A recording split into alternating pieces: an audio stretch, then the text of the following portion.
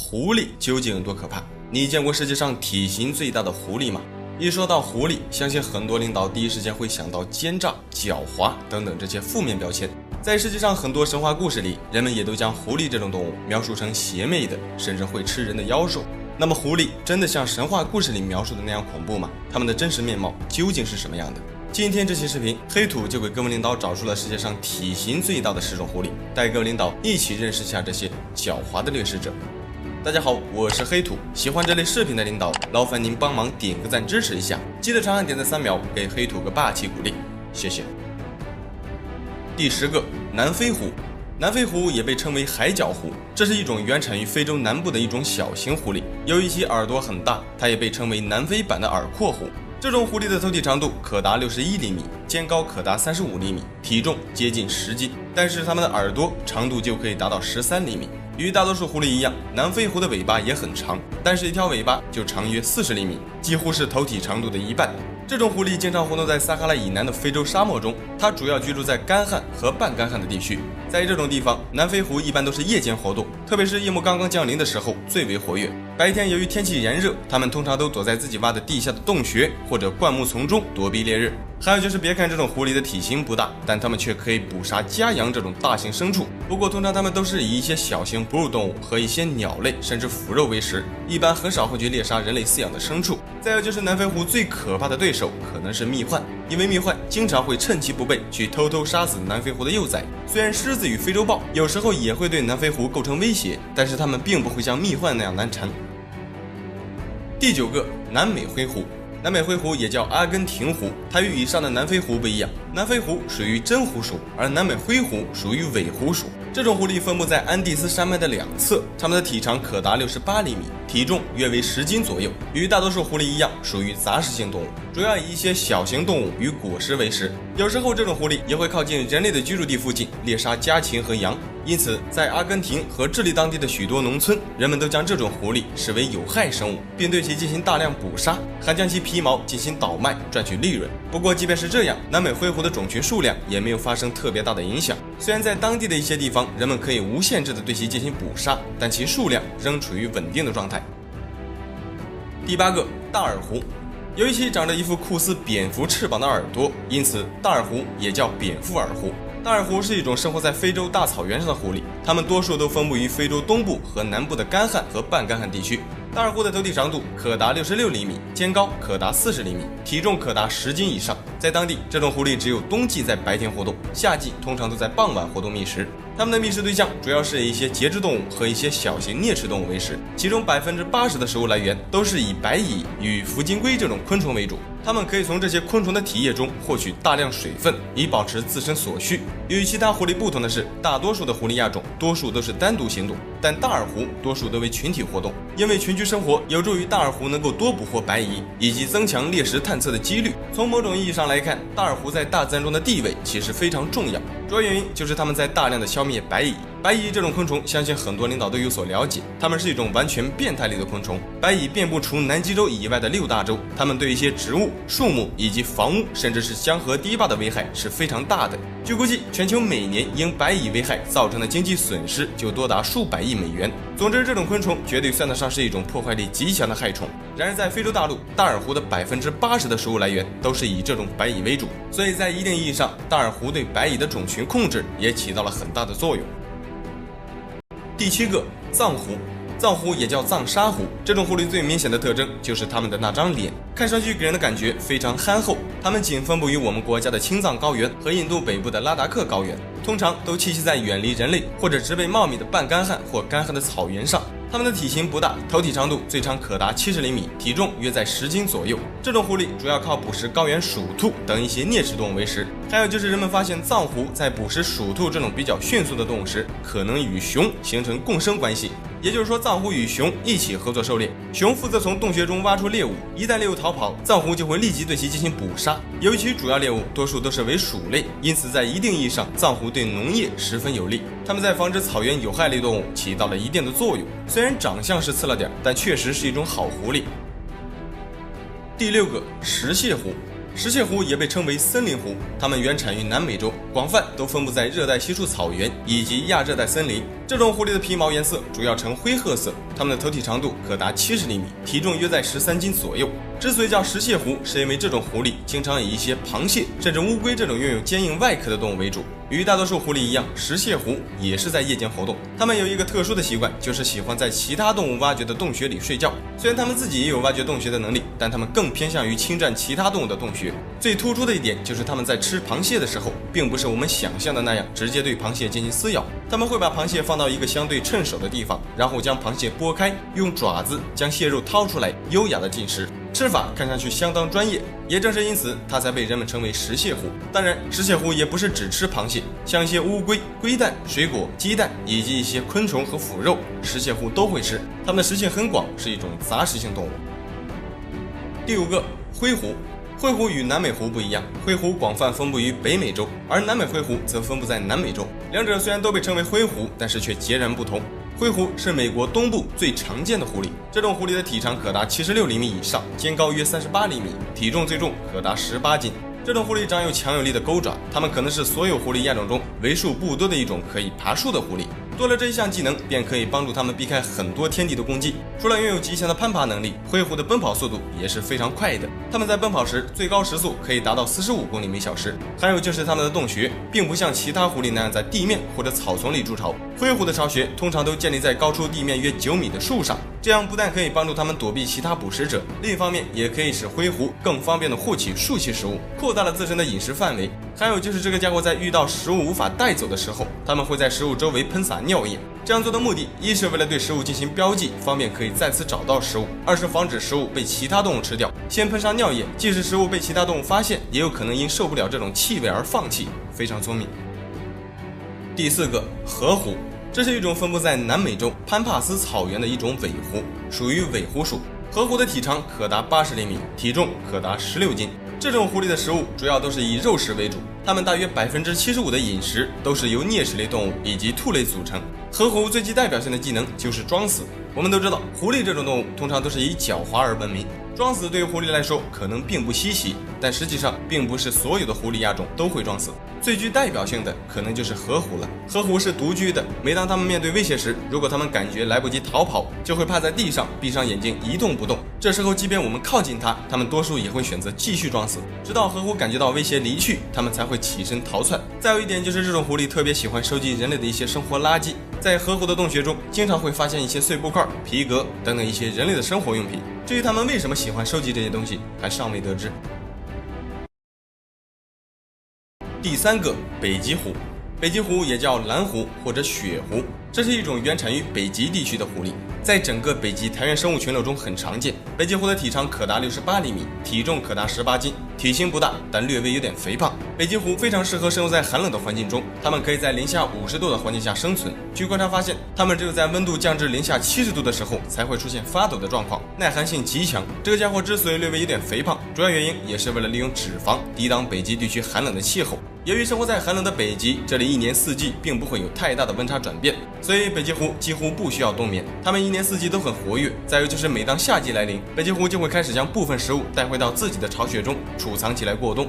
由于北极地区的冬季寒冷且漫长，所以导致北极狐储藏的食物经常会面临短缺的情况。每当到了食物短缺时，北极狐就会到处寻找北极熊，找到后就开始跟踪北极熊，目的就是为了北极熊捕获到猎物时，它们好前去收集北极熊的残羹剩饭。所以在北极，北极熊的身后总会有2到3只北极狐尾随。当然，除了吃剩饭，北极狐也可以自己猎杀驴鼠、鱼、北极兔和一些鸟类。如果实在寻不到食物，北极狐在极度饥饿的情况下，也会选择同类进行攻击。第2个，珊瑚。珊瑚虽然被称为狐狸，但它却不是真正的狐狸。这种狐狸也是属于尾狐属，它们更接近于狼和豺狼。由于趋同进化，它们的外观更类似于狐狸。珊瑚是南美洲大陆体型第2大的犬科动物，它们的体型仅次于棕狼。珊瑚的体长可达1米，体重从10斤到20斤不等。它们通常都活动在安第斯山脉的西部。珊瑚的听觉与嗅觉非常发达，并且极其狡猾。它们白天通常都隐藏在洞中睡觉，到了晚上才开始活动觅食。珊瑚主要以啮齿类动物和兔类为食，偶尔也会猎杀家畜和小型的圆驼。第1个，赤狐。赤狐也叫红狐，它是世界上体型最大的狐狸，也是最常见的狐狸。赤狐的体长最长可达90厘米，肩高可达50厘米，体重接近30斤。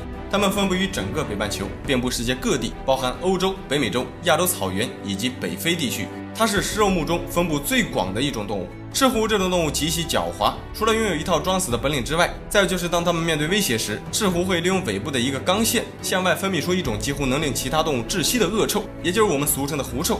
这种气味极其难闻，绝大多数动物都会因受不了赤狐向外分泌的这种气味而不得不停止追击。除了狐臭，赤狐还会利用周围的环境隐藏自己，比如窜进羊群中，或者跳到河里藏在水下。再有它们的装死本领也是非常高超。赤狐在装死的时候能够暂时降低自己的呼吸频率，使自己呼吸微弱，看上去奄奄一息。一旦有机会，赤狐就会趁人不备迅速逃跑。它们虽然腿脚很短，但是奔跑速度却一点都不慢。在追击猎物的时候，赤狐的奔跑速度可以达到每小时50公里，而且它们还可以游泳和爬树，生存手段非常高超。再有就是赤狐比较可怕的一面，这个家伙是一个拥有杀过行为的动物。杀过行为也就是赤狐经常会一次杀死远远超过自己食量的猎物，并且经常把能捕到的猎物通通杀死，从不放生。简单点说，也就是只要它们有能力杀死的动物，它们几乎从来都不会放过，不管当时饿不饿。一般来说，动物捕猎多数都是为了满足自己的食物需要，但是赤狐的这种杀过行为明显违背了这一法则，这一点其实非常可怕。难以想象，如果赤狐与狮子、老虎的体型一般大，它们会有多可怕。好了，这期视频就到这里了，觉得还不错的领导，记得帮黑兔点个赞，谢谢。你知道世界上最致命的公路在哪里吗？你见过稍有不慎就有可能丧命的道路吗？你知道吗？在全世界有这样一些险峻的道路，即便是一个拥有20年驾龄的老司机也不敢轻易尝试。这些道路有的修建在陡峭的悬崖边，有的盘旋在海拔上千米的高山上，被冰雪覆盖，还有的甚至直接修建在海水下，一旦驾驶失误就有可能被大海吞噬，非常危险。如果驾车行驶在这些道路上多打半圈方向盘，就有可能给自己带来杀身之祸。其中有些道路从修建至今，每年都会夺去很多人的生命，非常危险。今天这期视频，黑土就给各位领导找出了世界上最危险的8个公路，带各位领导一起了解一下这些致命的道路。大家好，我是黑土，喜欢这类视频的领导，劳烦您帮忙点个赞支持一下，记得长按点赞3秒，给黑土个霸气鼓励，谢谢。好，第8个，格伊斯通道。格伊斯通道是位于法国的一条潜水堤道，它连接着法国大陆附近的一个小岛，全长约为4.2公里。这条路最神奇的地方就在于，一天的大部分时间里，它都是被淹没在海水下的。因为受到潮汐现象的影响，这里每天只有等到退潮的那一小段时间，这条路才会显露出来，让车辆通行。也正是因此，这条路也被评为世界上最危险的道路之一。因为大自然的力量是人类无法控制的，如果想要开车从这条路通过，必须要赶在道路两旁的潮水没有上涨前的几个小时，或者是海水退潮之后才可以通行。除了这些，行驶在这条路上的车辆是不允许发生意外的，因为一旦遭遇堵车或者其他车辆问题，导致车辆无法正常行驶时，是非常可怕的。因为时间一过，潮水会毫不留情地将道路淹没。格伊斯通道自1840年正式通车以来，已经葬送了无数交通工具，多数都是因人不了解这里的潮汐时间，才导致悲剧发生的。之后，人们为了加大格伊斯通道的安全系数，便在道路的两旁设立起了一些安全塔。如果车辆发生意外被困在路上，人们可以站在这些安全塔上等待救援，或者等待海水退潮。在这里，不遵守涨潮退潮的时间盲目通过是非常危险的。好，第7个，横贯撒哈拉公路。这条路位于阿尔及尔，它全长4500公里，整条公路穿过了地球上最大的沙质荒漠撒哈拉沙漠。它横穿非洲3个国家：阿尔及利亚、尼日尔和尼日利亚。如果你想驾车去往撒哈拉沙漠的深处，那么这条路无疑是最佳的选择。不过前提是要做好随时丧命的风险，因为在全世界一般很少人会有胆量去挑战这条公路。横贯撒哈拉公路最可怕的地方就在于这里恶劣的环境。要知道，撒哈拉沙漠白天的温度接近50度，地面沙子的温度最高可达70多度，并且沿途大部分地区都没有燃料和水，再加上沙尘暴会长年累月地将巨大的沙丘推到道路中间，阻塞公路。一旦车辆被堵或者车辆损坏无法行驶，是非常可怕的。因为在这条路上补给站很少，再加上沙尘暴和极端的高温，不但我们的身体无法对抗这里恶劣的气候，即便是我们驾驶的车辆也很难经得住这种环境的摧残，非常危险。第6个，科雷玛公路。这条公路也被称为幽灵之路。之所以会有这种恐怖的名字，是因为在这条路的下面埋藏着将近17000名修路工人。克里马公路位于俄罗斯，是俄罗斯连接马加丹和雅库茨克的一条干线公路，它全长2032公里，并且穿过了地球上最冷的人类居住地奥伊米亚康。这里的最低温度可低至-60多度，即便是在夏天最热的时候，温度也只有15度而已。因此，克里马公路也是地球上最冷的道路。克里马公路于1942年开始修建，由于其地处高纬度的极寒无人区，地理环境复杂，并且气候寒冷，冬天的气温最低的时候可以达到-70度。由于当时的修路工人多数都是囚犯，所以在筑路过程中并没有配备一些防护措施，因此在克里马公路的修建过程中，很多人抵御不了这种寒冷的气候，纷纷被冻死。然而，由于死亡人数过多，一些死去的工人当时则直接被埋藏在挖开的公路冻土下。在夏天的时候，驾车行驶在这条路上，有时候还能看到一些工人的尸骨，因为一旦到了夏天，这条路就会融化，整条道路就会变得泥泞不堪，看上去就像是一片沼泽地，车辆根本无法通行。只有在冬天地面被冻起来的时候才可以通行。再有就是这条路的危险之处就在于低温，因为极低的温度会导致车辆熄火，车辆一旦熄火，随后等待我们的可能是被冻死，或者遭遇老虎、豹子、狼群等等一些野兽的袭击，非常危险。好，第5个，郭亮洞。郭亮洞又称郭亮隧道，它位于河南辉县，修建在海拔1700米高的太行山悬崖上，但是看上去就让人胆战心惊。这条路全长约1300米，宽约4米，距离地面的高度高达100米以上，景色非常震撼。由于其险峻的建造环境和独特的自然地貌，在1976年这里还没有正式通车时，郭亮洞就被外界发现，并且被列为世界上最险要的10条路之一。更让人震惊的是，这条在悬崖绝壁上修建的隧道竟然全是由人工开凿出来的。这条隧道于1972年3月9日开工，至1977年5月1日通车，历时5年。建设过程中清理石渣2.6万立方米，开凿山石打凸的钢钎就重达12吨，打烂了7斤重的铁锤4000个。当地的老人和孩子都参与了这条悬崖隧道的建造，期间还有村民为此献出了自己宝贵的生命。时至今日，这里从以前的偏远村落已经变成了一个著名的旅游景点，非常壮观。第4个，卡喇昆仑公路。卡喇昆仑公路也叫中巴友谊公路，这条路于1962年由中国和巴基斯坦共同建造。卡喇昆仑公路北起新疆喀什，穿越卡喇昆仑山脉，一直延伸到喜马拉雅山脉的西端。公路全长1032公里，其中中国境内416公里，巴基斯坦境内616公里。在我们国家境内的最低海拔都在1154米，最高海拔达到了4733米。由于其坐落在昆仑山脉，地形险峻复杂，气候恶劣，这条路从修建到通车，中巴双方共有700多人为此献出了生命，相当于每公里的公路都是用1条人命换来的。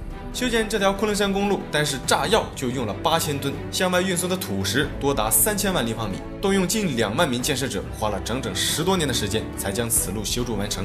这条路的危险之处要比以上的多得多。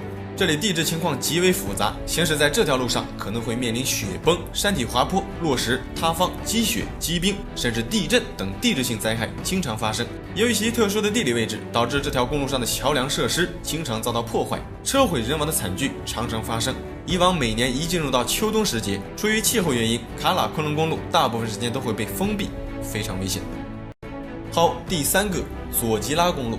佐吉拉公路是位于印度的一条贯穿克什米尔山谷到拉达克的一个高山通道，它位于海拔3528米的高山上，道路的一侧就是100米深的悬崖，并且还没有安装任何防护栏。更致命的是，不但没有防护栏，就连公路上最基本的警示桩或者标记都没有。转弯时一个不小心就有可能车毁人亡，再加上道路狭窄，时不时的山上还会有落石，一眼看上去这里好像并不能算得上是一条公路，反而更像是一个小型的山路。然而让人意想不到的是，就是这么一条看上去就两腿发软的道路，在当地却是一个主流通道。因为这条路是连接拉达克通往外界唯一的一条公路，在道路开放的时间里，几乎每天都会有很多车辆从这条险峻的道路上通过，其中还有很多都是运载货物的重型车辆。一遇到下雨的时候，这条路会变得非常泥泞，危险指数飙升。但即便是这样，在当地照样会有卡车行驶在这种泥泞的路上，非常危险。第2个，道尔顿公路。这条路位于美国的阿拉斯加，它被誉为是世界上最孤独的道路之一。道尔顿公路从古德到艾洛特，沿途经过北极台原地区，一直延伸到阿拉斯加的北部，进入北极圈，全长达666公里，大部分都是由砾石铺垫的。砾石也就是一小块一小块的碎石头。之所以使用砾石，是因为在恶劣的天气行驶时，砾石能够为车辆提供更大的摩擦力，同时也会让道尔顿公路不会像铺路过的路面那样容易结冰，从而更好地保证了驾驶员的安全。光滑其实还并不是最可怕的，这条路的危险之处主要就在于它的荒凉程度。由于道尔顿公路坐落于极度寒冷并且偏远的荒凉地区，所以导致几乎没有人愿意在这条路上开设补给站，也就是说沿途几乎没有歇脚的地方，甚至连加油站都寥寥无几。行驶在这条路上能看到的就只有森林、苔原和山脉。运气好的话，驶进北极圈之后，还有可能会遇到陆地上最大的食肉动物北极熊。在当地，一般人是不会盲目来这里的。这条路的主要作用就是为了运输石油，通常都是供一些大卡车行驶。除了荒凉，其实最可怕的还是气候。这条路的北端属于极端的北极气候，先不说能不能驾驶得了这里极端的路况，但是寒冷这一点就不是一般人能承受得住的，非常可怕。好，第一个，北永加斯山路。这里被誉为地球上最危险的道路，也被称为死亡之路。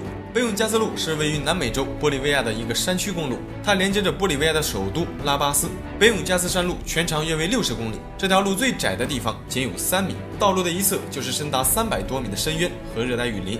与佐吉拉公路一样，道路旁也没有安装护栏，并且该地区多雨多雾，遇到雨雾天气时，不仅路面看不清，四周的视野非常不好，能见度非常低，路过的司机稍有不慎就有可能跌落悬崖。据1999年至2003年的统计，这条路平均每年都会发生多达200多次的交通事故，接近上百人死亡。驾车行驶在这种路上，一个小小的错误就有可能直接免费体验300米高空的自由落体，非常危险，没有一定的驾驶技术是不敢轻易尝试的。好了，这期视频就到这里了，觉得还不错的领导记得帮黑土点个赞，谢谢。你知道生活在亚洲的动物有多可怕吗？你见过长达5米的眼镜王蛇吗？相信很多领导都听说过，非洲的动物最多，澳洲的动物最毒，那么亚洲的动物怎么样呢？我们都知道，亚洲是7大洲中面积最大的一个洲，从中东的沙漠一直延伸到东南亚潮湿的丛林，再向北延伸到北极圈。整个亚洲包含了热带丛林、高原荒漠以及寒冷的冰原地区，广阔多样的地貌自然也会衍生出多样化的动物。你知道吗？其实除了非洲与澳洲，世界上很多我们耳熟能详的凶猛且可怕的动物，有很多其实都生活在亚洲。今天这期视频，黑土就给各位领导找出了世界上最可怕的10种亚洲动物，带各位领导一起认识一下这些致命生物。大家好，我是黑土，喜欢这类视频的领导，劳烦您帮忙点个赞支持一下，记得长按点赞3秒，给黑土个霸气鼓励，谢谢。好，位列第10位的就是科莫多巨蜥。科莫多巨蜥是目前世界上现存体型最大的蜥蜴种类，它们的体长最长可达3米，体重最重可达300斤。这种大型蜥蜴主要都分布在印度尼西亚的科莫多岛，是这里的特有物种。在这里，这种大型巨蜥是顶级掠食者，除了人类，它们没有天敌。这是一种非常致命的生物。科莫多巨蜥有着强大的爪子以及强有力的下颚，最致命的就是它们那充满细菌的嘴。科莫多巨蜥的口腔里含有一种有毒蛋白质组成的毒液，被它们咬上一口会导致严重的感染。这种感染并不是普通的伤口感染，而是非常严重的细菌侵入。一旦被它咬伤，即便侥幸逃脱，也有可能面临截肢的风险。因为科莫多巨蜥嘴里的细菌会很快侵入到被咬伤的伤口处，使伤口快速发炎恶化。在野外，科莫多巨蜥的捕猎方式也是相当的恐怖。之所以说它恐怖，是因为只要被它咬上一口，即便侥幸逃脱，也会被科莫多巨蜥持续跟踪。它们会等被咬到的猎物伤口恶化、细菌毒液发作、跑不动或者死亡后，再顺着气味找到猎物，然后再将其吃掉。它们的这种捕猎方法非常有效。在野外，像水牛这样的大型动物，有时候也会被科莫多巨蜥利用这种办法猎杀。这家伙就像幽灵一样，非常可怕。好，第9个，亚洲象。一说起亚洲象，相信很多人都会有些意外。大象给我们的印象多数都是一种高智商、行动缓慢、性情相对温顺的动物，很少会给我们带来比较负面的印象。但是你知道吗？亚洲象实际上是一种非常危险的动物，特别是在雄性大象在经历荷尔蒙水平的季节性变化时，它们会变得极具攻击性。1980年至2003年间，在印度的阿萨姆邦，单是人象冲突事件就导致1150多人死亡。仅在印度，每年就有大约400多人被大象杀死。此外，大象每年还会破坏大量的农作物。在孟加拉国和斯里兰卡这些国家，亚洲象是最令人恐惧的野生动物之一。因为在早些年，农民们经常会在田地里遭遇大象。虽然大部分时间里亚洲象都是比较平静的，但是一旦面临的是一头正在经历荷尔蒙水平激增的大象时，是非常危险的。要知道，亚洲象是整个亚洲现存最大的陆生动物，它们一旦发起疯来，即便我们手持杀伤性武器，也不一定能成功击退它们，非常危险。第8个，懒熊。懒熊虽然名叫懒熊，但它并不是懒惰的熊，实际上它是亚洲最危险的动物之一。懒熊是一种原产于印度次大陆的食肉熊种，主要都分布在印度和斯里兰卡，在孟加拉国、尼泊尔和不丹也有少量分布。这是一种体型中等大小的熊，成年雄性懒熊的体重接近300斤，它们站立时的身高接近2米。这种熊是现存最具攻击性的熊类之一。据人们观察发现，这种熊可能与老虎和豹子一样，会把人类视为潜在的捕食者。也就是说，在懒熊的眼里，它们很有可能会将人类当作猎物捕杀。与懒熊同样危险的亚洲熊种还有黑熊，特别是喜马拉雅黑熊，它们几乎与懒熊同样危险。这些熊拥有庞大的体型以及像镰刀一样强有力的爪子，大多数被懒熊攻击的动物都会被懒熊的爪子撕成稀巴烂。这种熊非常恶毒，最恐怖的是懒熊在发起攻击的时候，通常会选择受害者的脸部进行撕扯。通常遭到懒熊袭击的人，即便侥幸活下来，很大几率也会毁容，非常可怕。好，第7个，网纹蟒。它是世界上最长的蟒蛇，与绿森蚺齐名。绿森蚺是世界上最重的蛇，而网纹蟒是世界上最长的蟒蛇。网纹蟒的体长最长可以达到12米以上，它们是世界上最长、绞杀力最强的蛇。这种大蟒蛇是一种原产于南亚和东南亚的蟒蛇，多数都分布在东南亚地区。真正野生的网纹蟒性情粗暴，非常凶猛，它们是人类已知的一种会吃人的蛇，并且吃的还是成年人。网纹蟒是一种伏击捕食者，它们通常都是等待猎物走进它的攻击范围内，然后猛地发起攻击，再将猎物缠绕成一团，后利用身体收缩将其猎杀。在野外，它的天然食物主要是以一些鸟类和一些小型哺乳动物为食，偶尔也会猎杀较大的猎物，比如灵长类动物以及鹿。通过观察发现，这种蟒蛇似乎能够吞下长达其自身长度1/4和自身重量的猎物，也就是说，一条成年的网纹蟒是有足够的能力将一个成年人类猎杀并吃掉的。最近的一次网纹蟒吃人事件发生在2018年的6月，当时印度尼西亚的一名54岁的妇女被一条约7米长的网纹蟒咬死并吃掉。这名妇女在花园工作的一个晚上失踪了。第二天，人们发现这名妇女失踪后，便开始搜寻，最终在花园附近发现了这条长达7米的网纹蟒，并且看见蟒蛇的身体上有一个大凸起。之后，这条蛇被人们切开，发现了那名失踪妇女的尸体，非常可怕。第6个，亚洲大黄蜂。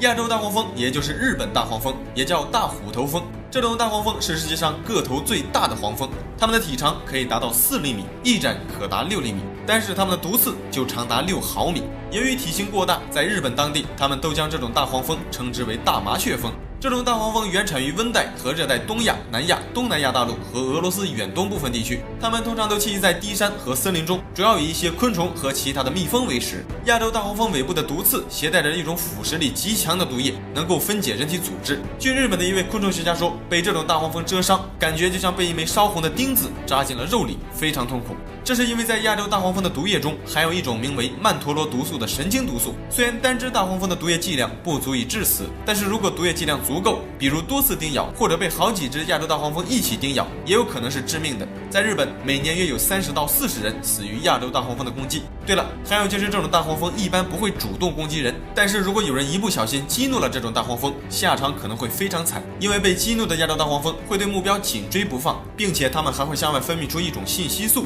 召唤其他的大黄蜂一起发动攻击，非常可怕。第5个，印度犀牛。印度犀牛是世界上体型最大的独角犀牛，它们与生活在非洲大陆的犀牛不一样。非洲大陆的犀牛有的鼻子上长着2个角，而印度犀牛的鼻子上只有一个长约60厘米的犀牛角。在亚洲的所有陆生动物中，印度犀牛的体型仅次于亚洲象。成年印度犀牛的体长可达4米，肩高可达1.8米以上，体重约为2到4吨。这个大家伙皮糙肉厚，看上去就像是披着一层厚厚的铠甲。它们不仅体型庞大，而且敏捷性也很高。庞大的体型拖着2吨多重的身体，在奔跑的时候，它们的时速仍可以达到惊人的55公里每小时。在动物界，人们通常将犀牛称为动物界的坦克，这种比喻毫不夸张，因为遭到犀牛的攻击，就像是被一辆小型卡车撞到一样，非常危险。在野外几乎没有什么动物是犀牛不敢攻击的，比如老虎、大象，甚至是人类的卡车，犀牛都有胆量对其发起攻击。主要原因可能是由于其视力不佳，并且加上天生脾气暴躁，感觉稍有挑衅就有可能发起冲锋，这对于人类来说无疑是非常致命的。好，第4个，亚洲狮。亚洲狮也叫波斯狮，它们曾分布于地中海至印度地区，占据了大部分的西南亚地区。后由于人类人口暴涨，使得亚洲狮的栖息地逐渐减少，现如今它们只存活于印度的吉尔森林国家公园。现在在野外的数量只有250到350只，属于濒危物种。亚洲狮与非洲狮不同，亚洲狮是所有狮子亚种中体型最小的亚种，它们的体长不算尾巴，也就在1.7米左右，肩高可达1.2米，体重可以达到300斤以上。相比非洲狮，亚洲狮的体型要小。再有就是亚洲狮头上的鬃毛对比非洲狮要短很多，整体看起来没有非洲狮强壮，但是这并不会影响到亚洲狮的凶猛程度。它们对付我们人类是基本上没有任何压力的，虽然体型再小，它们也能以极快的速度前进，对人类也同样致命。要知道，狮子属于机会主义猎人，它们通常都比较喜欢猎杀较大的猎物，但从这一点来看，就足以彰显出它的危险程度。第3个，老虎。毫无疑问，老虎无疑是亚洲最具代表性的动物了。在亚洲，除了东北虎，还有华南虎、孟加拉虎、苏门答腊虎等等，几乎全世界所有的老虎亚种，多数都分布于亚洲。老虎的危险程度毋庸置疑，它们一直被誉为终极食人者，特别是孟加拉虎。你知道吗？孟加拉虎虽然不是体型最大的老虎，但是它们是所有老虎亚种中最凶猛的一种，同样也是世界上数量最大、分布最广的老虎亚种。